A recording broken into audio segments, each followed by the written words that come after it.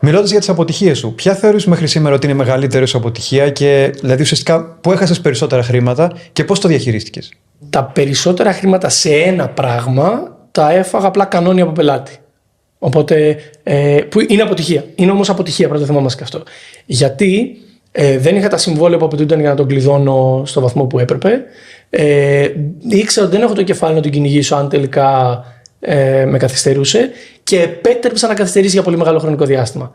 Δεν μου ξανασυνέβη, γιατί όπως είπαμε δεν κάναμε δεύτερη φορά το ίδιο λάθος, αλλά ναι, εκεί και έχασα κοντά στα 25.000.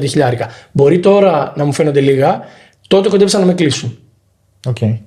Ήταν σοβαρό ποσό. Ναι, πάντα το timing.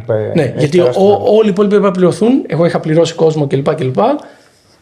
Και δεν τα εισέπραξα ποτέ. Άρα αυτό ήταν μια μεγάλη αποτυχία. Επιχειρηματικά. Επιχειρηματικά έχω αποτύχει σε κάποια projects όπου έβαλα λεφτά, δεν πήγαν. Startup-οειδή, δηλαδή. Ένα καινούριο είδος. Είναι ένα ιδιαίτερο είδος, γιατί ουσιαστικά γενικότερα δεν είμαι άνθρωπος που ξεκινάω για το exit, όπως είπα και πριν. Τα startups όμως εξορισμού φτιάχνονται για το exit.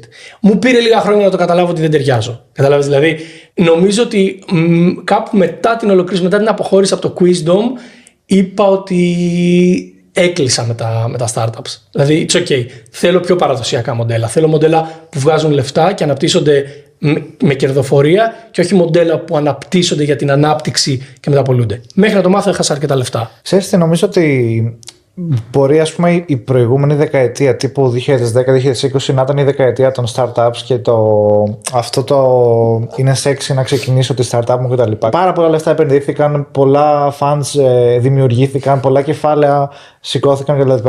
Νομίζω ότι αυτή η δεκαετία που έχουμε ήδη μπει θα επικεντρωθεί περισσότερο σε επιχειρήσεις που είναι πραγματικά επιχειρήσεις.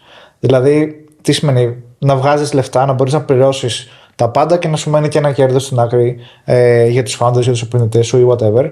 Και νομίζω ότι αυτό θα έχει κάπως απομυθοποιηθεί το κομμάτι, το ότι θα κάνω απλά ένα exit, αλλά η επιχείρηση μπορεί σε 2 χρόνια να κλείσει γιατί δεν βγάζει ούτε το 1% των χρημάτων που πήρε. Το growth για το growth θεωρώ ότι δεν έχει τόσο νόημα αν το δεις καθαρά επενδυτικά. Δηλαδή, αυτό νομίζω ότι αυτό που βλέπουμε και εμείς είναι ότι όλο και περισσότερος κόσμος τους ενδιαφέρει το να φτιάξει πραγματικά επιχειρηματικό μοντέλο και δεν μπορεί να φτιαχτεί επιχειρηματικό μοντέλο άμα δεν βγάλεις και κάποια στιγμή και χρήματα. Εδώ βέβαια αφήνω ένα μεγάλο παράθυρο εγώ να έχω μετακινηθεί έξω από αυτό το οικοσύστημα πλέον, άρα να θεωρώ ότι έχει σβήσει, επειδή εγώ δεν το παρακολουθώ τόσο. Δεν λέω ότι έχει σβήσει το οικοσύστημα των startups σε καμία περίπτωση.